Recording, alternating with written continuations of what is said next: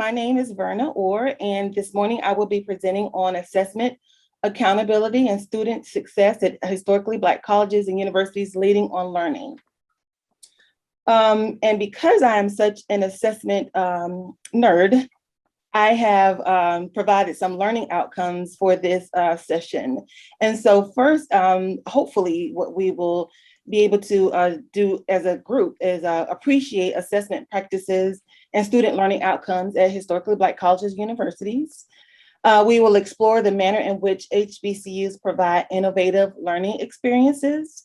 And three, we will understand the effectiveness of teaching and learning experiences that contribute to student success at historically Black colleges and universities. And before I get started, I'd like to share my lens from which I present this work. Again, my name is Verna Orr. Currently, I serve as the Special Assistant for Planning and Institutional Effectiveness at Benedict College in Columbia, South Carolina, under the dynamic leadership of Dr. Rosalind Clark Artis, President of Benedict College. I also am the co-founder of the HBCU CEQA, which is the Collaborative for Excellence in Educational Quality Assurance. That is a collaboration of approximately 45 historically Black colleges and universities, assessment and institutional effectiveness professionals with more than 200 years of experience, and these people have come together really to share best practices with regard to institutional effectiveness, and really the reason that we're all here this morning, and that is ultimately student success. And then finally, I present myself to you as a fellow this morning at the National Institute for Learning Outcomes Assessment. And ultimately, of course, I am a very, very proud HBCU graduate, a three-time Howard University graduate. And so I'm so very delighted to be here with you again this morning.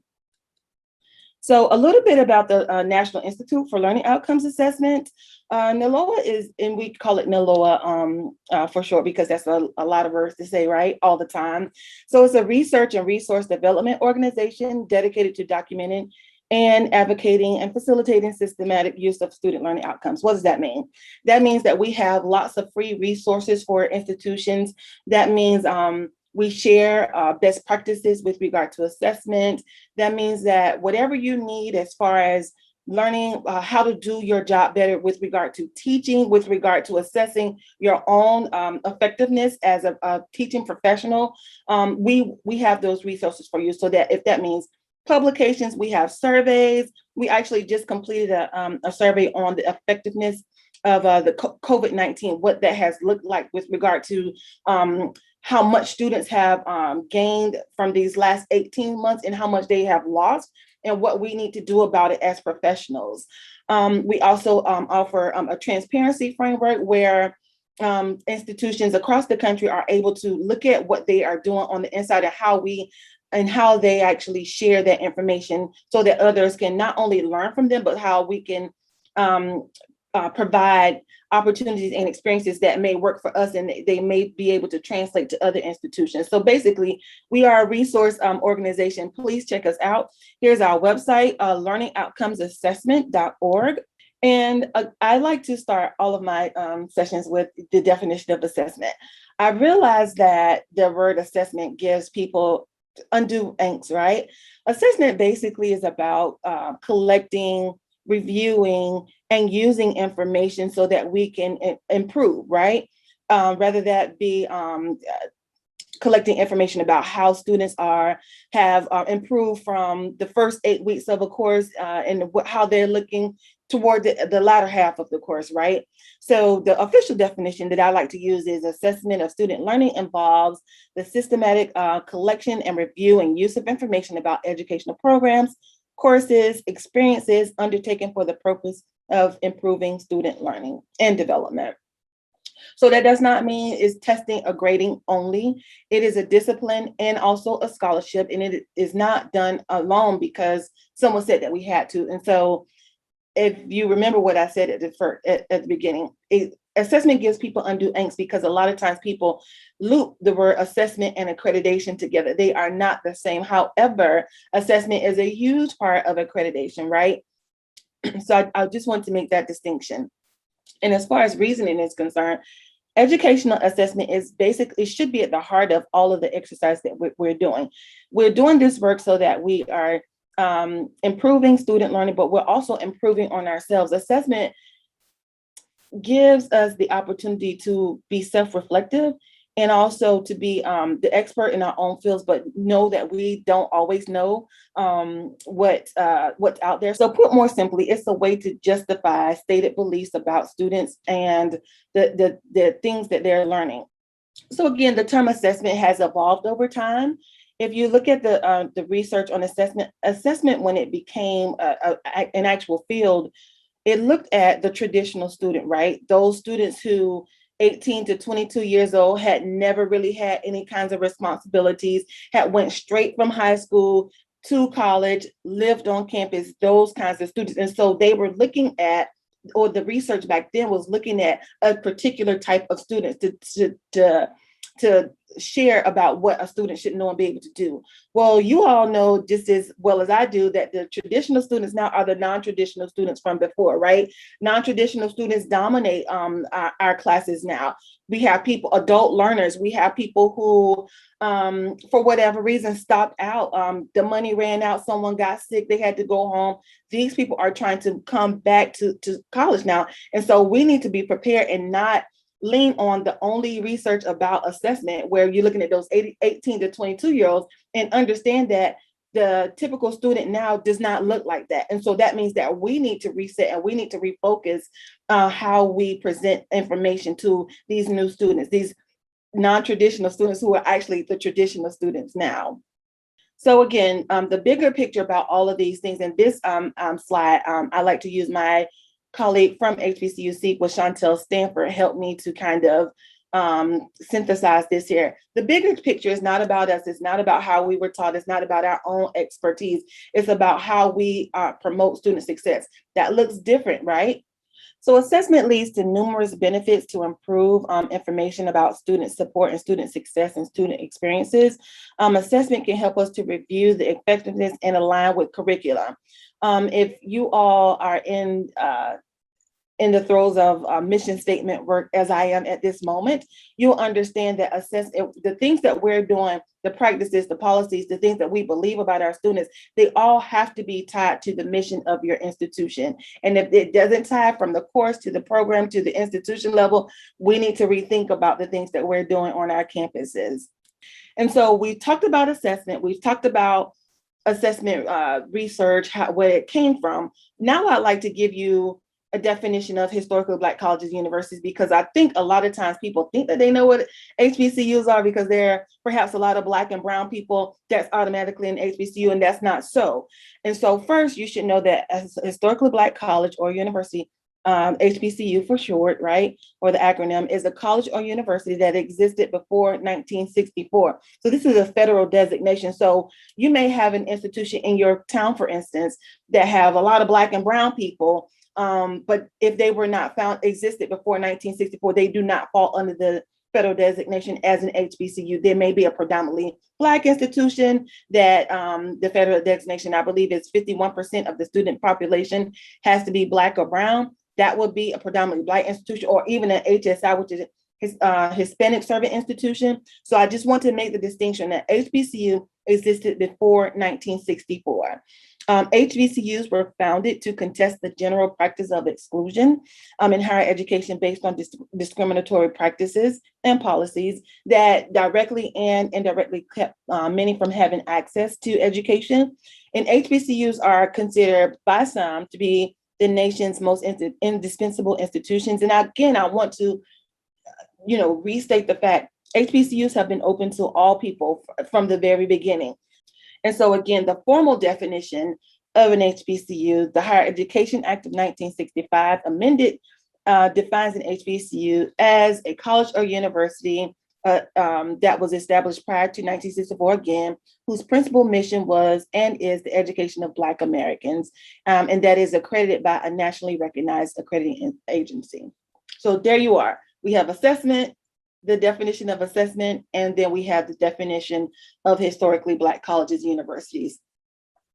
Just to give you a little bit of literature about historically Black colleges, universities, again, right here, if you look in this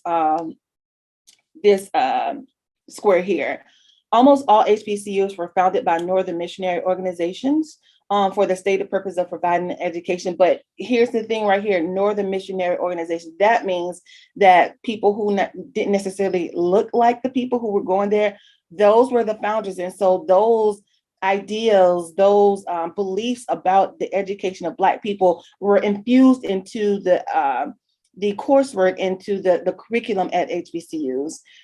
You should also know that in 1890, the Morrill Act was the opportunity to elevate the standing of Blacks in the U.S. So that is when you will hear the W.E. Du Bois versus Booker T. Washington debate.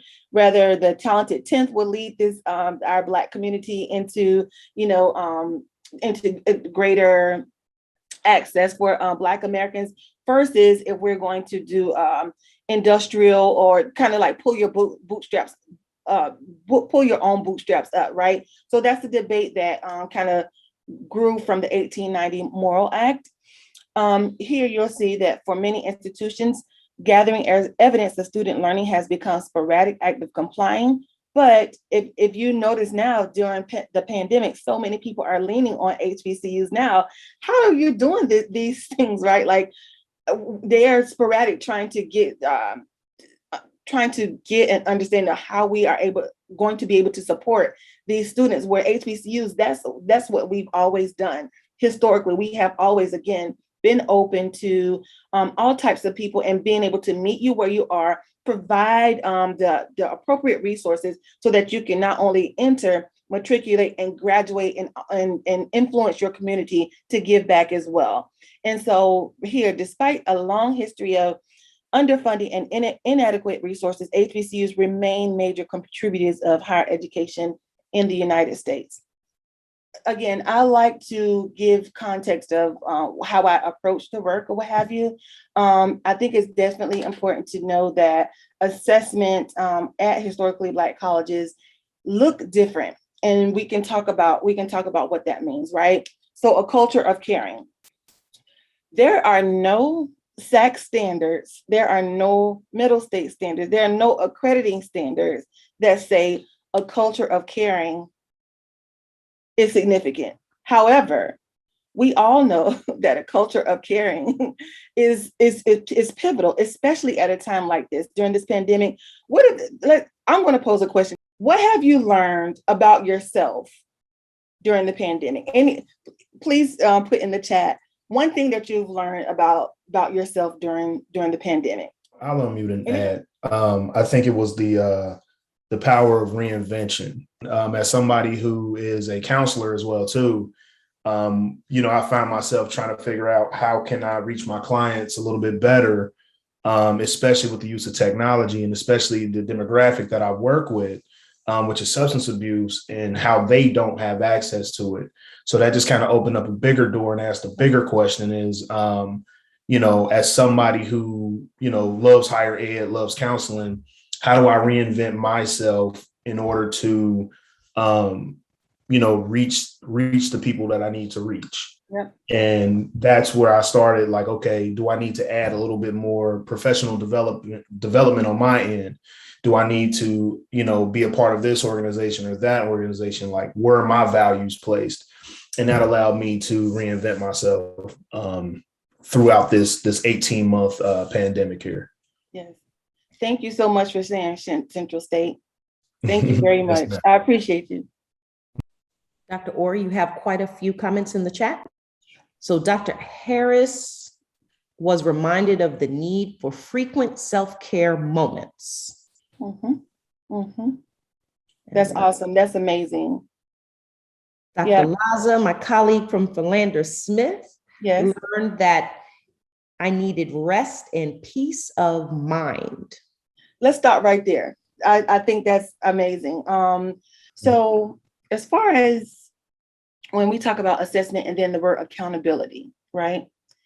And accreditors, how can we translate what we just talked about into a SAC standard, into an accrediting standard? Think about that for a moment, because these are the things that HBCUs do not get credit for, and we do them very, very well. We are able to look at each other just because of a matter of survival since we have been in this country, looking out for one another. You're doing okay, you feel okay, you need anything. These are the things that have sustained us, sustained historically Black colleges, and really for that matter, sustained the Black community. And so if we don't see the things that we know to be true, the things that we pretty much are innate, and we don't see them under accrediting standards, what does that say about what we are doing? What does that say about how we might have to reset? Or do we have to reset at all? Dr. Orr, I think we should engage Dr. K from A&T. A couple of really great comments. Is that Dr. Kelly Dixon? Dr. K, would you like to jump in? Because instead of just kind of reading them, I'd love her to, kind of pull these all together. I was just saying, so one of the questions you asked is what we kind of picked up on in the midst of the pandemic. And for me, I always tell people COVID gave us the opportunity that we never knew we needed to sit down away from distractions. And for me, it was the power of asking the right questions in my personal space and in my professional space, which, ties into assessment, the whole idea of assessment being relational. And I tell people, if you don't know how to create relationships and be relational, then you're never going to understand assessment. And which leads into, when you're talking about a culture of caring at HBCUs, equity-minded assessment, we've been doing it. We may not have been doing it right all this time, but we've been doing it. And that's the focus, at least in assessment world, where we're kind of pushing towards is how do we increase this equity-minded assessment? Because when you think about COVID, we had students that were homeless. I had faculty, staff, individuals on my campus that didn't even know we had homeless students. And so being able to know who your student population. And then the last piece you asked about a standard in terms of SACS. And I just put it in the chat, a standard around how do you demonstrate institutional well-being? Because it's not just the well-being of your students, but also your staff and your faculty, and also your stakeholders that play a large role in how you perform on your campus. Yep. Thank you so much, Dr. Dixon. And I have to just give you a shout out. Dr. Dixon is doing amazing work at North Carolina A&T State University. She's also the HBCU rep for NASPA. So thank you so much, Dr. Dixon, for being here this morning. She's also a member of HBCU CEQA. So let's move on to the second, because this is not just a presentation for you all. You all are actually helping me think through some work that I'm doing here at Benedict College, along with Ms. Lynn. So look at the second bullet there, education with an orientation towards social justice. What does that mean to you? And again, how does that show up in a SACS standard? So I think looking at social justice and where it might show up on the curricular and the co-curricular side of things might be one framework. I know I've been helping a couple of institutions in the HBCU space inventory. Yes. Looking at their catalogs to figure out if I don't have an entire course dedicated to social justice, maybe there's a module. Maybe there is some kind of Lyceum series. Maybe there might be some other way that we are dialoguing, right, in this space. But if a student shows up, back to the kind of recruitment and enrollment piece, if students show up wanting to know more deeply about HBCUs as sites of resistance, about how to activate their agency, right, given how they're responding to what they are seeing, witnessing, in the world, we ought to be able to point them to courses where they can study more deeply, right? Because if not, they can be on Twitter all day, right? And not discounting the power of social media. I'm just saying, I think there's an opportunity to connect to some more intense study. And so cataloging, what that looks like on the curriculum side, and then helping, faculty members who might want to step into those conversations, don't quite know how, like how does social justice show up in bio? How does it show up in, sport management, right?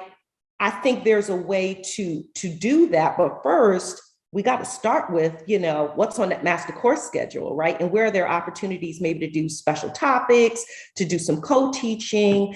So we really think about social justice work through a kind of more interdisciplinary frame. And I think you can apply that across, you know, across the campus. How many, you know, clubs and organizations are, you know, picking apart what it means to be an activist now on a college campus, in particular an HBCU college campus? I think we can look at housing and we can look at policies there. Do we see justice reflected in the policies and practices of, you know, residential life, you know, offices, units across the space? So I think there are a lot of ways to think about it, but at first we have to really get a strong sense of kind of like where we sit right now in this moment in response to, you know what I mean, like social justice and equity. And I think the presumption is that if you're an HBCU, that this is all over the place, right? Like you are just layer of DEI work. And I think at the heart of our institutions, certainly we know that that's the history, but I think it's really important to do some checking in, you know what I mean? And some assessment, right? To figure out, because you'd be surprised when you look at, you know, the course catalogs, how few institutions are deeply invested. And I think students are pushing us and saying, hold up, I'm an HBCU student. How do we not have a course about women's studies? How do we not have a course about, you know, Latinx? Okay, Ray, I see you giving me love through the screen here.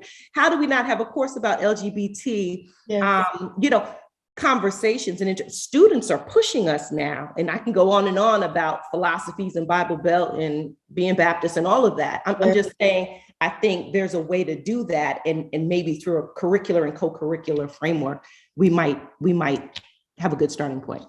Yep. Amazing. Thank you, Ms. Lynn. Thank you very much. We have about maybe 15 more minutes or so, so I will skip to the final bullet there, preparing students for a life of service. What might that look like in a SAC standard, an accrediting standard? Preparing students for a life of service. Thinking about one of the things I said earlier, which is faculty members for sure. And this, I know it sounds like I'm harping on faculty. I am not, I'm a former faculty member, but I was not necessarily trained as a teacher, right? And because I know my field and I learned this way, my assumption at the beginning, you know, when I was very new and a hothead and I just knew that I knew what to do, because I learned it this way, you're going to learn it that way too, right? You know, considering all of those things, how might preparing students for a life of service show up as a standard for an accrediting body? I would say, as someone who does adjunct at predominantly white institutions, yet working at HBCU, is the opportunity to leverage your networks at different institutional types that bring forth this DEIJ work. For example, I teach institutional effectiveness, and my class is all identified white students, and I'm a Black woman in this space, also working at HBCU. And so it was very evident that in my syllabus, we had HBCU senior level administrators coming to class to talk about different elements as it relates to accreditation, et cetera. And the response from the students were, this is amazing, because they've never been to an HBCU, never thought about possibly working at one, but being able to hear from people in the field from these different institutions was very eye-opening for them to, one, go back to their own institutions to rethink what DEIJ looks like in their space. And so I think as faculty, adjunct, have you deem yourself utilizing your networks, which goes back to, I think, Ray mentioned, you know, kind of understanding what professional organizations do I need to be a part of. And I always tell people, don't just join a professional organization just to say you're joining one. Actually do something within the organization. That's where the development comes. And from that, your network expands. And so when you go to different settings or in different classes, as a faculty, you can say, well, I have Dr. Orr who does this. awesome work around student affairs assessment, academic assessment from HBCU space. And so I'm gonna bring her in to kind of guest lecture this class, because that opens a connection for you as the guest and the students, and it continues to kind of expand. But we have to do the work to join those organizations or begin those networks. So this high level, high touch educational environment is not just happening at our institutions, but we're beginning to build those bridges with other institutions, because we're also starting to recognize faculty and staff that are working in HBCUs. Let's just be honest, majority of them are getting ready to head out because of retirement. And so we have to focus on who are going to be the next people to educate our students. And so as we begin to go into these classrooms and networking at these conferences, we have to keep that in the back of our mind. Thank you so much, Dr. Dixon. You just hit on so many points that Ms. Lynn and I talk about all the time with regard to, you know, being able to understand that we are here now, and this is our responsibility to do this work now, but how are we preparing the generation after us, and how is the generation before us helping us to fill those spots? You know, those are things that we don't necessarily like to talk about, but they're happening. And so we don't get in front of them, you know, it's just, you know, we'll get more of the same. So thank you very much, Dr. Dixon.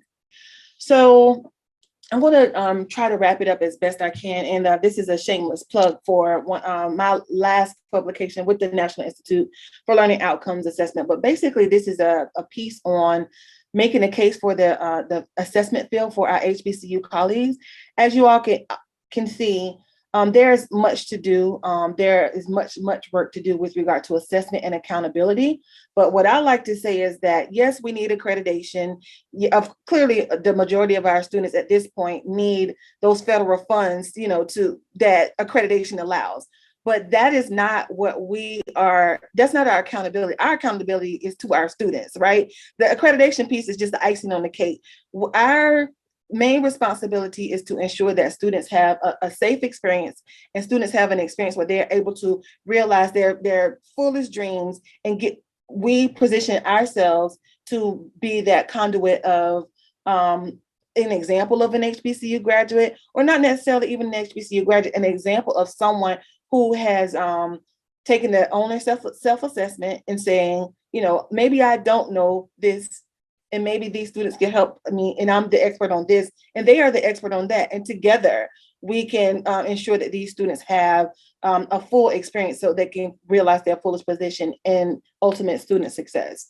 And so, again, I want to open up for discussion. I will stop sharing there, but I love this photo of this young lady, because to me, this is just an example of all of these photos, examples of our ancestors' wildest dreams, right? These are people, surgeons, Greek life, and just actually being able to graduate, right? We are doing something right, and we need to be able to translate those things, not necessarily just for accreditors, but to ensure that our students understand the power that they have in these spaces, right? The power that we all have if we only say it, right? If we only embrace it, and if we're able to not just, like Kelly said, do the work, being able to publish on these things. We can have these conversations all day, but really in this space, unfortunately, right now, the publications, that's what gets the word out there. And so, like, we can have a conversation about how we might be able to partner with each other, to build on what we know to be true as HBCU graduates and HBCU professionals. But as far as assessment, accountability, and student success, I think that this conversation was a really good example of the things that the right things that are going on. There are so many things that you hear about HBCUs that we're not doing well.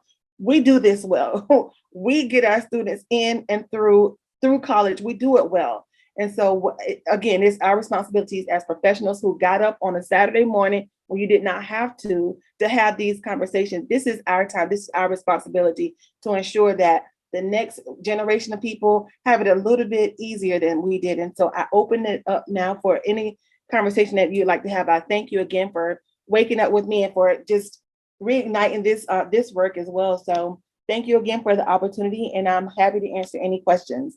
Dr. Bryson dropped a comment. Dr. Bryson, do you want to kind of speak a little bit to the point that you made in the chat? Vern had just asked about standards and how we can actually craft a standard. And this is, something that I try to do, particularly with faculty and departments and department chairs as they're writing visions and goals, but to really think about preparing students. How do we prepare students to apply disciplinary knowledge to solve barriers faced by marginalized communities? So it's that application piece, and especially with faculty who teach, I think the example was biology. And I think with the STEM and the business field, sometimes the faculty gets stuck. I'm also a faculty member, and faculty can tend to get stuck with, in this mindset of, well, that's not really applicable to my disciplinary content knowledge and what I'm trying to share. And my point in faculty development is that we always take our content and we need to teach students how to apply it in real world, real life settings. And so then if we take the layer of, okay, well, how about how we take this knowledge of chemistry and think about, the addition of phosphate to water and how that prevents lead from leaching into water. And we put that in the context of the Flint, Michigan water crisis. You're not changing your content. You're still teaching about the phosphate and water and lead interaction from a chemistry perspective. But now it's about, okay, how are we addressing and responding to issues that affect communities that are most marginalized? Thank you so much for that, Dr. Bryson. I think you hit on something that I don't know if I communicated as well as I wanted to. The key is connecting these things that we're doing to real life, right? Like you said, like the water crisis in Michigan, right? If we don't see ourselves in the not necessarily the problem, but the solution, it causes us not to put as much emphasis behind it, or that's not my issue, but indeed it is our issue, or it can be your issue, right? So I think being able to provide opportunities where we can see ourselves in the work, even if we're not immediately involved with it, it can affect you in these ways. And so it's your responsibility to be a part of the solution. And so thank you for that. And Ms. Lynn, I saw one of the things that you put into the chat, and as far as learning outcomes statements. Okay, so I pulled up one of the presentations I did not too long ago. The thing that we have to remember about learning outcomes is that we have to state like what is expected to be learned, right? So if we don't know, if we can't like codify that, the students, we shouldn't assume that the students know either. So you have to, number one, explicitly state what is expected to be learned. The second thing is, what kind of learning is expected? Do we want to see a 10% increase, or do we want to see students be able to move from a B to an A, or from a 70 to a 75? We have to be explicit about what is actually being learned. The third is like, when and where is the learning expected? Are we doing co-curricular activities? Are we only going by rubrics from the classroom, or classroom assignments? And then finally, why is learning expected? And again, it goes back to Dr. Bryson. It's expected because it may influence you in these ways, or it may be trickle down in these ways. And so like, if we're creative about those four things, learning outcome statements will be, it makes just for a better learning outcome statement where you understand the expectation, and ultimately, and while we're here, students understand the expectation and they can write towards those expectations. So we have a question, Dr. Orr, about how to measure these goals and impact. And, can you speak a little bit, because I think there's a critical part of assessment too. I'm so glad that one of our colleagues brought that up this morning, but how do we measure impact? How do we write it up? I mean, can you lean into that a bit? I know you've done quite a bit of work. I can, and I think I usually start with the words that you don't use, right? So when you think about measuring, you got to think about words to avoid. So like appreciate or realize, because you can't really measure like appreciate. Students will appreciate art one-on-one. Like you can't really measure that, right? So I like to ask people to think about words like express, because you can see you can actually measure like expressing, right? Are they super expressive, or are they words like apply? Use words like apply. Students will be able to apply the lesson from the terms from Accounting 101 in their final drafts, or in their senior what do you call it, I forget it's Portfolio or thesis. like a senior project, something like that. Capstone. A capstone, there you go, capstone. Thank you, Dr. K. Or students will be able to organize, students will be able to plan, students will be able to write. So avoid words that you cannot measure. Enjoy. Like I enjoy talking, clearly, but you can't really, measure that or what have you. But if you say, I can incorporate these types of words when I speak, you get what I'm saying? So I think that's the first thing that we have to talk about, the specific words to use so that we can measure achievement. Scrolling back up, Corey. Yep. Corey responded, how to adapt to new changes and having more understanding of students' life challenges. And so I think this goes back to, you were talking about our reflections during COVID and what we've thought about here. And so this kind of balance here between being in the moment, preparing for what's ahead, although we don't know what's ahead, right? Being nimble, but then, also this greater, deeper understanding of the complicated realities that some of our students bring to the classroom. Do you want to expand a bit on that thought? One of the things that I lean on a lot, and I try not to, but it's my perspective. I said I'm an HBCU graduate. Going from an HBCU as my foundation and then getting a PhD at a predominantly white institution, I don't know if I could have done it the other way around or done it with as much confidence, right? When Corey just talked about his perspective as a student and the work that he's doing, I was able to lean in on those experiences that from my undergraduate experience. There were times as an undergraduate where I knew that, so for instance, I knew that I was not doing my very, very best, right? And I had people around me like, hey, Miss Orr, like actually knew my name. Let's talk. Similar to the work that you're doing now, Miss Lynn, right? Let's talk, right? I'm encouraging you all on this webinar to lean on the things that you know to be true for yourself. I like to talk about those lessons that you learned as a little girl, getting your hair braided, right? Those lessons that you know to be true, your grandma's braiding your hair, your aunties, those lessons and how they show up, but we dim them down because they don't look the same way. They don't look like what the creditors say matter. They don't look like the things that your professors hold very, very high standard, but they mean something to you, right? And so I'm just encouraging all of us to, dig a little bit deeper past our own expertise, past our own understanding of why students are there. We have to deal with the students that we deal with. We don't need to want them to be something different, right?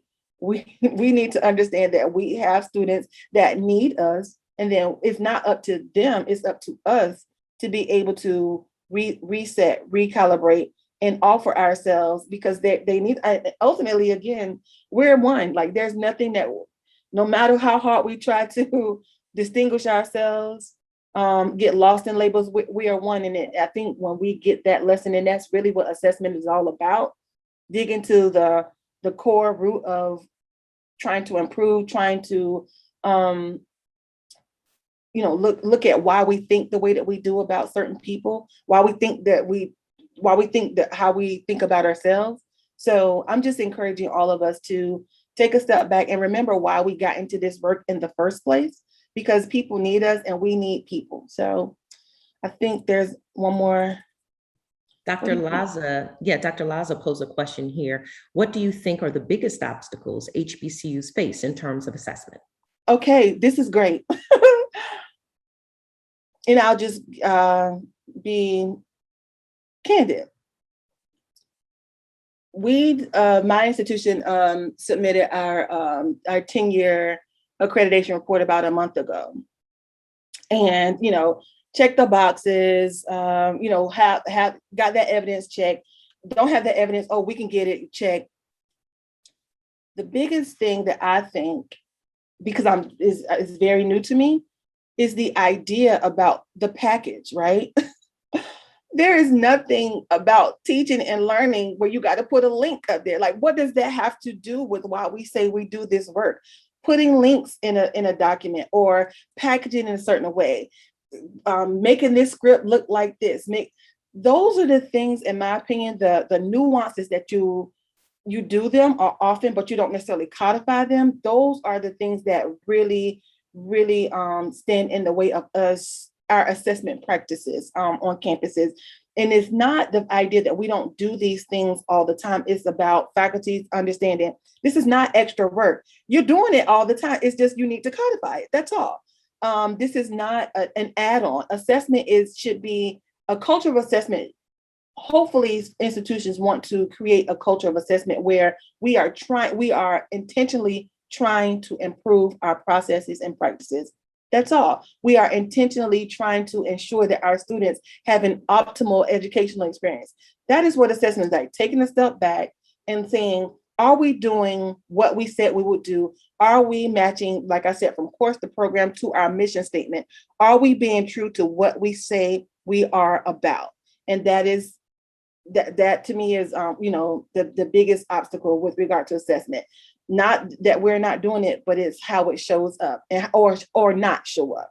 So you spoke about Dr. Orr, accreditation, and A&T. We finished up accreditation back in March with no recommendations, which is very rare, right? amazing. And so for the last 4 years, I've been the assessment liaison for the Division of Student Affairs. Yeah. And one of the things that I've been the foundation of my work is that everyone has to know assessment, what we're doing, our outcomes, our results, etc. And in the chat, I put from the housekeeping even to the Board of Trustees. And so for my jurisdiction, it was more so from housekeeping up into the Vice Chancellor of Student Affairs, and ensuring that everyone knew what their role was, even the students, because I recognize that a lot of times we do programming and events and etc., and we get upset when students don't come. Well, they don't come because that's not what they're here to learn about, or